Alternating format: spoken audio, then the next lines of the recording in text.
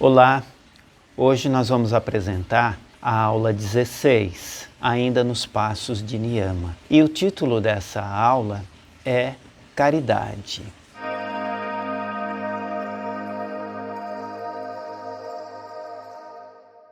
Eu peço a você que confira essa aula, se inscreva no canal. Vamos fazer um grande movimento em busca de popularizar a meditação. Esta é uma das grandes necessidades do ser humano no atual momento, no atual estágio de evolução em que nos encontramos. Então, deixe seu like, se inscreva no canal, multiplique essa ideia. Tudo aquilo que fizestes a um desses pequeninos irmãos, saibas que a mim o fizestes. Jesus, Evangelho de Mateus, capítulo 25. Faço-lhe uma pergunta nesse momento. O que de fato lhe pertence? Das coisas que você julga que tem, o que de fato lhe pertence? Vamos pensar? Seus bens? Sua família? Seu próprio corpo? Não.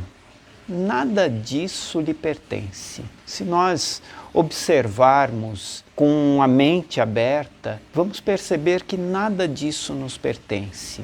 As coisas que temos aqui nos servem, mas não estão ligadas à nossa alma. Nossos parentes, amigos, hoje são, amanhã talvez não sejam mais, numa próxima vida. O nosso corpo é um agregado de átomos, de células tomados, emprestados desse mundo físico e que em algum momento será devolvido, tudo isso será devolvido. Até mesmo porque nós sabemos que esse corpo visível aqui, daqui a alguns anos não será mais o mesmo composto de células, a maior parte dessas células será substituída, nós substituímos bilhões de células diariamente. Então, essa consciência é muito importante nesse momento. Nós acabamos associando muitas coisas ao nosso ser e, na verdade, a maior parte dessas coisas não nos pertence. Ainda no Evangelho de Mateus, no capítulo 6, Jesus diz mais ou menos assim: qual de vós, com todos os seus cuidados, pode acrescentar um côvado à sua estatura? Curiosamente, nós vivemos num mundo e num tempo de muita desigualdade social. Se nós observarmos o mundo, nós vamos perceber pessoas portadoras de riquezas que elas sequer imaginam, riquezas materiais. E outras pessoas, principalmente em alguns países da África, da Ásia, em algumas regiões do próprio Brasil, pessoas que sequer têm o que comer ou, pior, água potável para beber. E por outro lado, nós vemos que existem muitas pessoas que têm muitos recursos materiais que usam a suposta caridade como plataforma para desenvolver a sua ambição ou mesmo para fazer uma propaganda de si mesma. É aquela ideia de dar o que está sobrando para conseguir ter a consciência tranquila, como se isso fosse suficiente para termos a consciência tranquila. Reflita comigo, o que é doar? Se a gente voltar no primeiro conceito de que o que nós temos ou detemos nessa vida, no fundo não nos pertence, então doar essas coisas não tem um valor tão grande assim como doar algo que realmente nos pertence. E o que nos pertence de fato? O que te pertence de fato? O que te pertence de fato é o tempo da sua existência, o tempo da sua vida.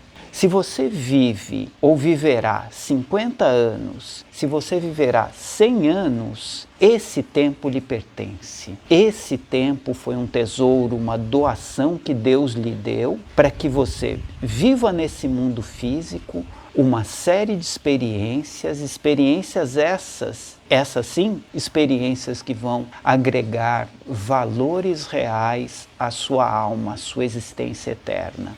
Então, reflita sobre isso. O seu tempo lhe pertence, o seu tempo é o seu maior bem. O seu tempo é o seu maior valor.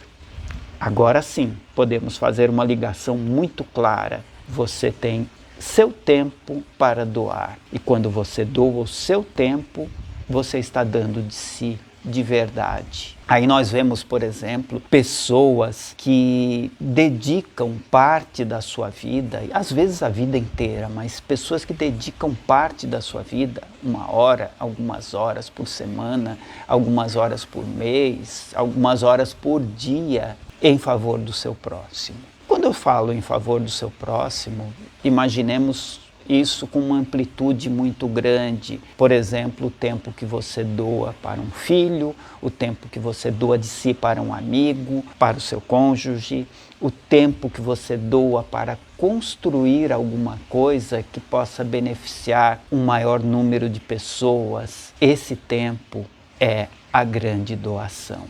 É muito claro nesse momento que quando você veio à vida física, lá no momento da concepção, parece que uma ampulheta foi virada e as areias do tempo começaram a cair, grão por grão, de forma terrível, imperceptível, mas terrível. E o seu tempo começa a contar.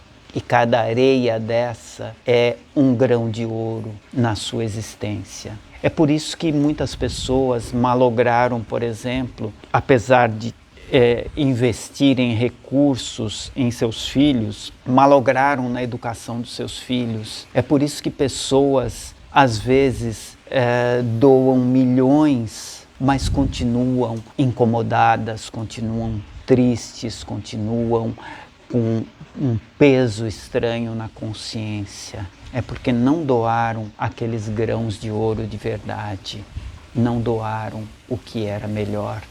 Nesse momento, então, nos reportamos a uma fantástica, maravilhosa parábola de Jesus, que é a parábola dos talentos. Nós vamos encontrar a parábola dos talentos tanto no Evangelho de Mateus, capítulo 25, como no Evangelho de Lucas, capítulo 19.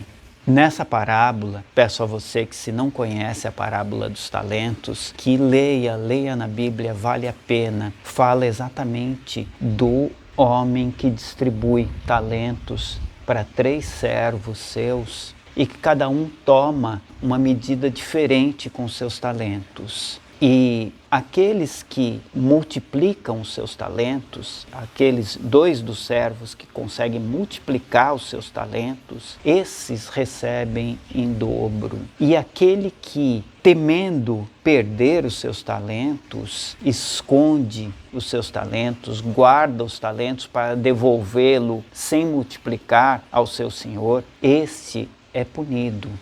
Fica uma reflexão muito clara para nós que o grande talento nosso é o nosso tempo. O que você faz com o nosso tempo? Para quem você doa o seu tempo? Para quem você doa as suas energias? Saiba que quanto mais você doar, mais esses talentos vão se multiplicar.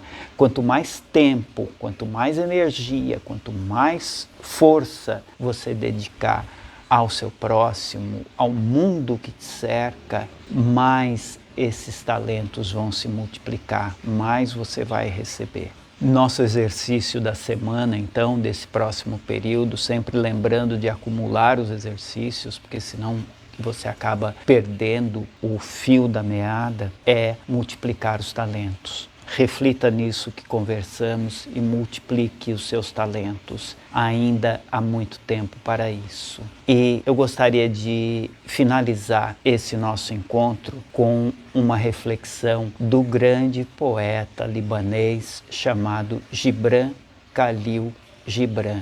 O amor nada dá senão de si próprio. Gibran Khalil Gibran. Namastê.